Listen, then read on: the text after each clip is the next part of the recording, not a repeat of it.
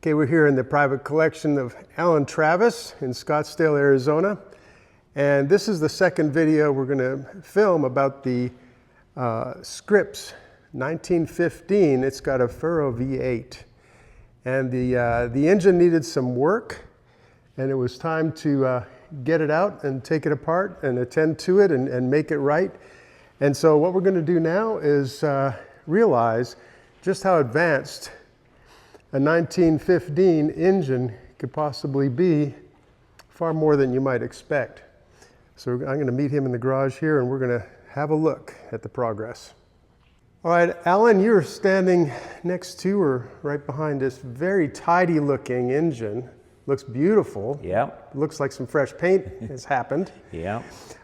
So this is your V8, your Ferro engine, right? Yes, this is a 1915 Ferro marine racing engine. Okay. This was used in the 40-foot racing class from 1913 to 1916. Okay. And then James Scripps Booth designed a car called the Vitessa, which is a speed car that he guaranteed 80 miles an hour for. He wanted to make a formula car, i.e. like a Bugatti was in Europe, and these were to be sold by the Isotta Francesi dealers, mostly in Europe, as a formula car. Formula cars were limited to their size displacement. Okay. So it's but this was something that could be affordable, but this was advertised as you bought it to go 80 miles an hour. So this engine is a V8, which is really, really uncommon. Very For much. 1915, there just weren't any. Right. And it's an overhead valve V8. Okay. Which is even more odd. And it's a flat crank V8, which means it has automatic balancing compared to the conventional style of V8. So it revs very quickly. And it's not a primitive motor. You can see by the casting, I know we've machined it now and we're assembling it back together. This is a very stout unit. It looks great. I mean, look at the thickness of the walls around the cylinders there. So this is not an antique engine that you would expect to see. Right. Not at all. And this is a 35 horsepower taxable, which is the size of it. Okay. The actual horsepower is probably 80 to 100 horsepower maybe in measured output. Yeah. But where it was sold and the time, they were always taxable. Okay. So and that was more of a calculation based on... Yeah, based on the cubic inches of it. Okay. And what is this size? Cubic inches? It's a little over 3 liter. It's a 3 liter class race car. Okay. So it's really, really close to 3 liter. Okay. And because the engine was in a show car, it was never really had any miles on it. So the Babbitt kind of went bad finally after 10 years or 12 years. Because we've put about 10,000 miles on this. Oh, really? Since I restored the car in the last 10 years. Okay. And I heard one of the rods making a little bit of a sound. So before anything happened, I took it apart and I found a rod that had a problem. And a problem is actually good because you can take it apart and put new Babbitt bearing. Babbitt bearing is what this uses instead of insert bearings. Babbitt bearing is like pouring solder into a mold. You know, it's much better than solder, but it's very soft white metal. There's a lot of tin in it, some nickel in it, maybe some lead. I mean, I think it's mostly tin as far as the lubricant portion of it. And the Babbitt bearing just sooner or later fractures or goes away. Right. The Babbitting procedures they have today compared to 110 years ago are more refined. Okay. And because the machining is more refined today also, and the balancing is more refined, you can make a Babbitt engine last a long time. I see. Right. We've also, on the restoration, we've actually replaced the original pistons too. This is an original piston from 1915. Okay. Very, very heavy steel pistons. Uh-huh. It does have an oil scraper ring, and it does have 2 compression rings. Okay. So the top ring is pretty interesting. It's much thicker. It's 3 times thicker than a modern one. Yeah. But as this compresses down, you see how it's designed. It's got like a notch in it, kind of a zigzag. To have less bypass go by it. I've never seen that before on a ring. So normally rings are thinner than the bottom portion of this. Yeah, and they're usually a straight cut, aren't they? Yes, they are. But that's a pretty nice design. It makes that gas have to at least turn a corner. Yeah. And then so the top ring is 100% compression. The next ring is probably 80% compression. Okay. And 20% keeping the oil into the crankcase. Okay. And it's even got, by its angle cut, Yeah. it's still designed from a racing standpoint from 110 years ago. Right. Then the oil scraper ring is pretty much conventional with today's rings. Interesting. Wow. So the piston is still perfectly good. It did have some side scraping a little bit, but because it weighs, this weighs almost twice as much as aluminum forged pistons. Okay. So we had Eggy Machine, which was our sponsor back 30, 40 years ago. Yeah. In our racing, they made us some forged racing pistons. No kidding. Which is what I have in the pots now. So Eggy made these just for you for this engine? Yes, they did. Wow, very good. And we made the compression a little bit higher. We made the flat top of the piston 1/8 of an inch higher, Okay. which is going to give us about 3/4 pound more compression. So it was running about 5, so now we're going to have 5.8 Okay. or something of that A little order. more, yeah. We'll measure it when we get all done. But, Sure. and this is a very, very efficient combustion chamber.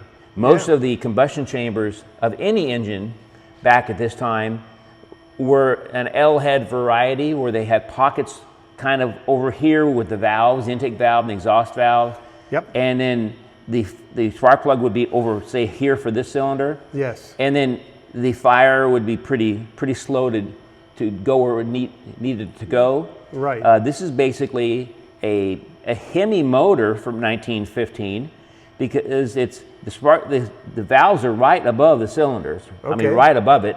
The spark plug isn't in the top between the valves, Okay. but it's extremely efficient. There's no pockets for combustion inside the engine, so it's all It's happening right in the chamber, right. so to speak. It's all, yes, it is. Interesting. So we'll go over to the heads a minute, and the heads are done too. Yeah, let's do that. So before I show you the heads, these are the overhead valve covers, and then these are the rockers that are inside of the heads, Okay.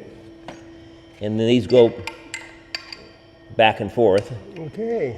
So that's how that works. And we'll, on the next video, we'll have that assembled, and we can see that better. Right. But here are the heads that are done. So the valves sit right above the cylinder. Yes, they do. Look at Super that. efficient. And where are the spark plugs relative to this? They go right into the side of the combustion chamber. Okay. Right above it, right in the pocket where I see. where the compressed gas is. Okay. So the spark plug literally sits here where my finger sits. Okay. So the spark, you don't need any delay of the spark at all. It exactly fires where it needs to fire. Right there. Yeah. So it's extremely efficient design. Very good. No. Wow. Those things look great. Man. And then those are new head gaskets that Eggy made us too. Okay. And then this is the messy stage of rebuilding an engine. You kind of got everything kind of laid out all over the place. Yep. But that's just what it is when you do a project like That's part of this. the process, right? So this is kind of rare for an engine of this era. We just got out of the total loss system. The total loss motors were 1903 to 1910. Right. Which meant that you had 4 or 5 drops per second that would go into each oiling area of the engine. Right. And they didn't have any oil pumps that would circulate the oil. Right. In this engine, we have an oil pump on the side here. Okay. And that oil pump is a lot of volume. Okay. And these are 5/16 oil lines. Yeah. Wow. Okay. And the crank, although the crank is already installed in there, the crank is drilled and was drilled back then for oil pressure. Really? Yep. Okay. So that's really neat. So Yes, you have a pressurized system. And by the way, just for people who don't know, we've talked about in other videos, total loss means the oil only sees the engine one time through and it drops down and it just dropped on the ground. yeah, it kind of blows out of the front main and the rear main, so it doesn't come out of the pan, but it doesn't go back and recirculate again. Right, yeah. It sloshes around a little bit before it's thrown. Yeah, okay. So this is still the same technology a little bit. Right, so this is a spiral in the crankshaft. Okay, yep. And you notice there's no seal in here at all. Right. But this spiral is cut the direction that when the engine spins, it spins the oil back into the motor. So it kind of works like a pump to pump the oil back. Kind right? of. A bit. Okay, but imagine you had 60 pounds of oil pressure, okay, which this can have, and then it's idling, and the engine is spinning 300 RPM. Okay. That this spiral is not circulating and pushing the oil back in the engine again. Okay. So it would throw it all out the rear seal. The rear seal that doesn't exist, the rear main. Right. So what this is, and this was a really neat design characteristic, okay, and I've probably never seen it on any other motor. Okay. This is the throttle linkage. Uh-huh. And this throttle linkage, that's no throttle, or whichever way it is. Right.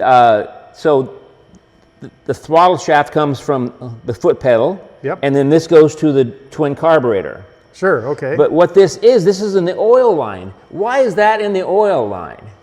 Because when the throttle is turned for full throttle, yeah, this is an open circuit. Okay. So all 60 pounds of oil pressure goes into the drilled crankshaft, all 8 rods, all the journals. But at idle, this flips back over here and you have 5 pounds of oil pressure. So they literally have variable oil pressure using the throttle as part of your way to vary it. Right. That's crazy. So you look at the gauge, which is an original gauge in the dash, and you see 5 pounds of oil pressure, and you get dismayed. Uh-huh. I mean, 5 pounds. Yeah. But it's actually calculated because that 5 pounds is the amount that this spiral can spin back into the crankcase and not throw. It's exactly what it needs when it's idling. It's exactly what it needs. But by any other logic in the world, right, you think something is wrong. Right, I need to figure out where the restriction is. Exactly. But in this case, it's a design feature. Wonderful. Wow, that's fascinating. That is a joy to understand that. That is so cool. So you can adjust where this butterfly hits, okay, so you're not throwing much oil. They didn't have any seals, again, back then. So if you had an oil pump bolt, so there's on the back side of this, there's a big cavity of where the oil sits. Yep. So these bolts would simply go into this cavity, bolt this on, and tighten the pump onto the crankcase. Okay. But all the time that the bolts that would be threaded into these holes would be seeping oil. Right, sure. Because there's oil back there, and the oil simply goes around the spiral of the bolt. Yeah.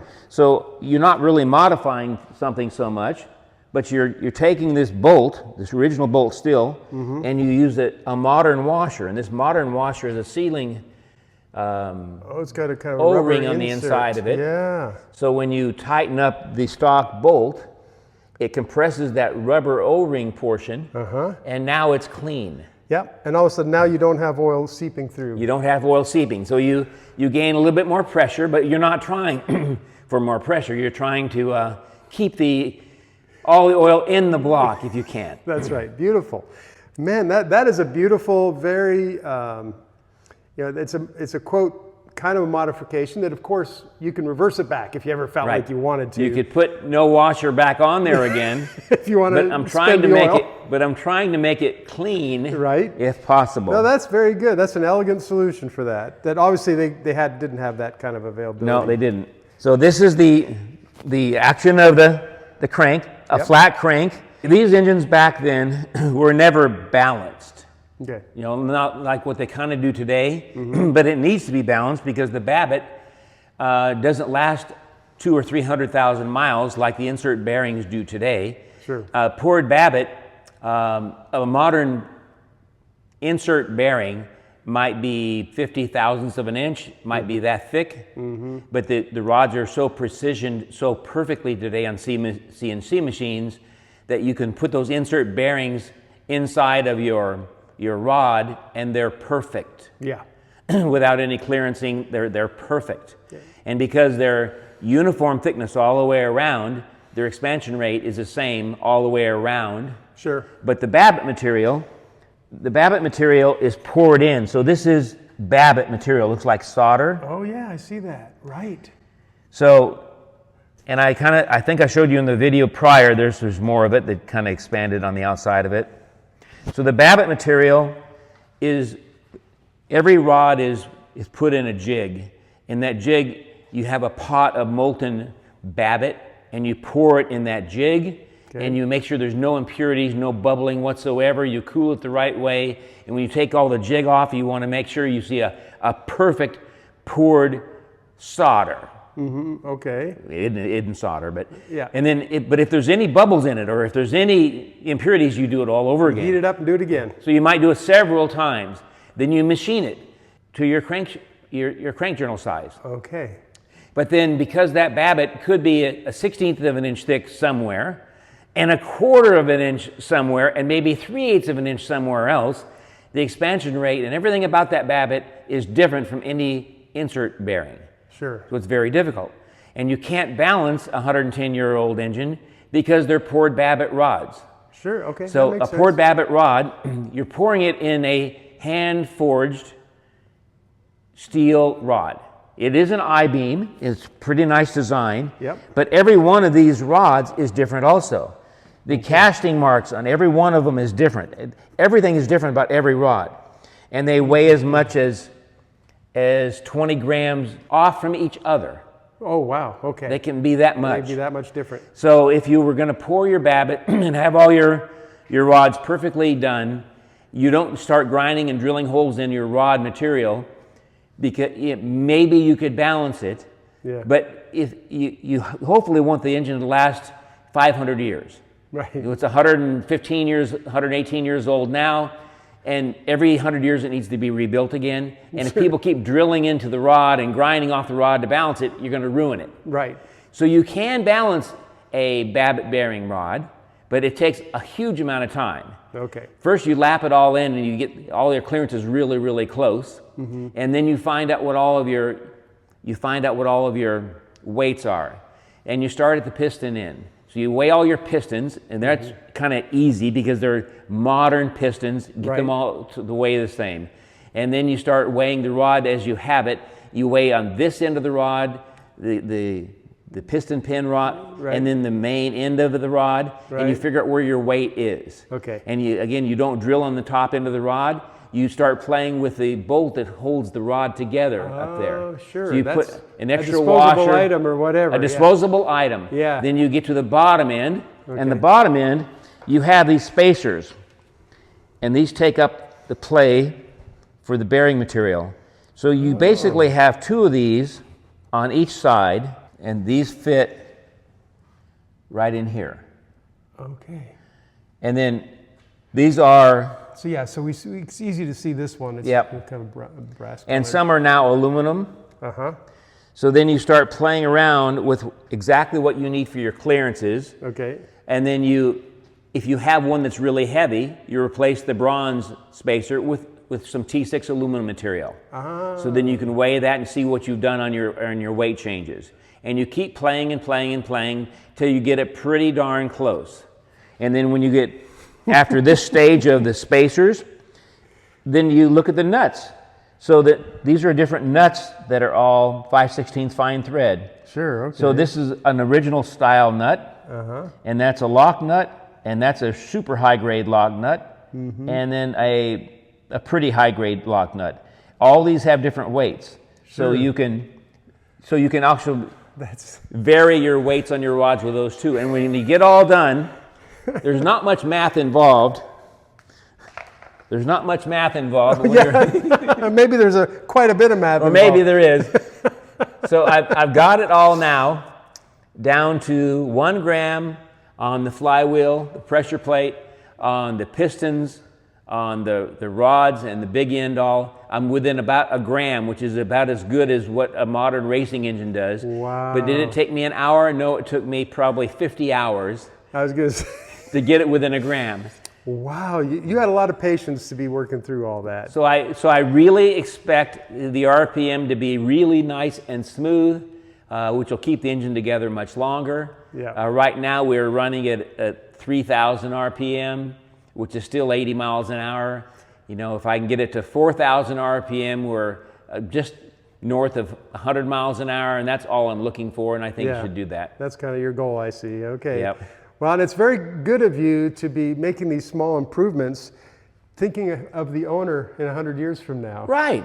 I mean, that's fantastic. I love it. All right, so where are you at as far as you've got this all set up now? So you're getting pretty close to putting the oil. So this is all set and balanced now, and now this afternoon I'm going to mess it up. Okay. I'm going to again take off the caps and put Plastigage in there. And Plastigage is basically an expandable, smushable plastic material that starts at a 1/16 of an inch diameter, like a little piece of tube. You lay it across the bearing surface, and then you go ahead and put it back together again, the cap on the rod, and you torque it to the 40 pounds of pressure. And then you look at the Plastigage, the width of the Plastigage, and you want 1/1000th of an inch or 2/1000ths of an inch, or you don't want more than 2.5 thousandths anywhere, so you might have somewhere that's tighter. I see. So then I'm going to adjust the shims another 1/1000th or 2/1000th of an inch on each one to get it so it's just barely free enough, so I kind of have 1/1000th of an inch. You'd like to have it broken in before you do that, because there's also side friction on the sides here too. There would be, right. And then because the rods are all different, there's still going to be some variances in them. Yeah, right. And when you got a shim, the shim stock that you're using, you know, you're at 60/1000ths of an inch for the basic shims. And then these aren't flat. You know, if you measure different places on each shim, you're going to find some that's 57,000, some that's 55,000. Okay, yeah. So you do your final clearancing when you really get it assembled. Wow. Yeah. So this is a many step. Many steps. And then, so what you want it to be kind of perfect. You want it far better than what it was back then. But since this was a racing engine back then, this was an amazing thing for the engineer to work with. So we'll just do a good job because they made it. And it's basically a brand new 110-year-old engine.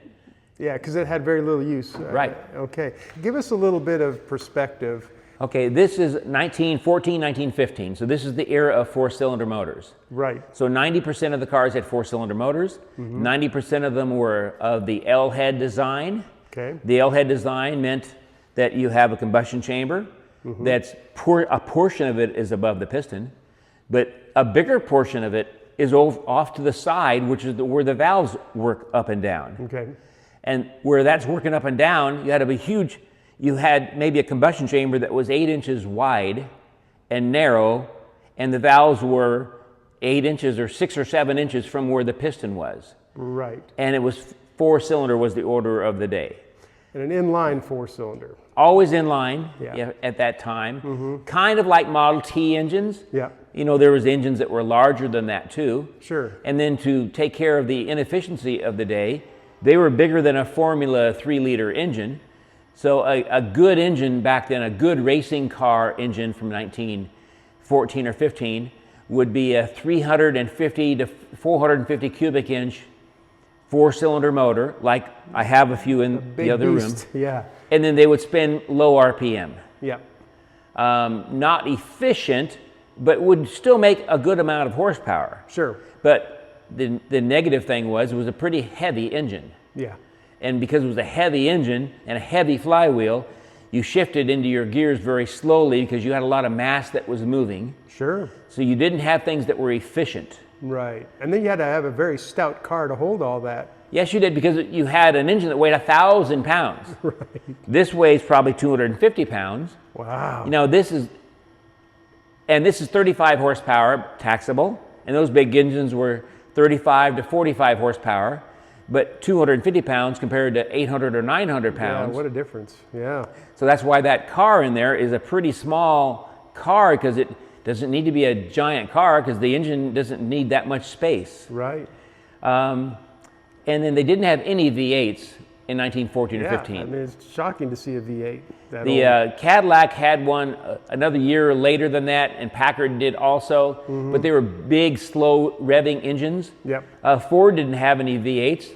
until in production, really until 1932. Yeah. They were a 60 horsepower taxable and an 85 horsepower by 1932, 1933. But it took them years and years and years to figure out how to do the castings. Yes. But even that Ford V8, which is really cherished today, is basically an L-head motor. It's not an overhead valve efficient motor. Right. Where this is. So this would be, I could see this in a 50 sprint car, this engine. Yeah, yeah, and of course, again, because of what you've already explained, the RPM it could do compared to those other slow-moving engines, it must have been quite a feel at the time. It must have been amazing. So the engine RPM of the day in 1914, the 4 cylinders would be 14 to 1600 RPM would pretty much be their running RPM. No, still the red line would be a little bit higher. Yeah. But the running RPM of this is easily at 3000 RPM, and the red line is north of 4000 RPM. Wow. And because it's a very stoutly made engine. Yeah. And this is a cast-in block engine, where the engines that are in there and that we've done in some of your other videos, the cylinders are separate, most of them. Yes, right. So they kind of all rock and roll separately from each other, so you can't really spin them very high RPM. No, right. Because they're not gonna, the piston's never gonna go straight up and straight down. Yeah, they're rocking, yeah, exactly. With all the cylinders kind of this tall, but this is a concise engine. Yeah, very much so. And this cylinder will never be out of line with this cylinder. No, right. Ever. Exactly. Yeah, they stay right where they're going to belong. And now on the timing, this is obviously completely a gear timing situation here. Yeah. Did you do anything with that? I used my cell phone. So when I took it apart, I found out where the timing marks were, and I lined them up so they're at the same spot. Okay. So not much on that. Not much to do there. Yeah. Very good. Well, that is fantastic. Well, Alan, thank you for giving us a peek in the process here, and can't wait to come back and see the next step when you've got that together. Appreciate that.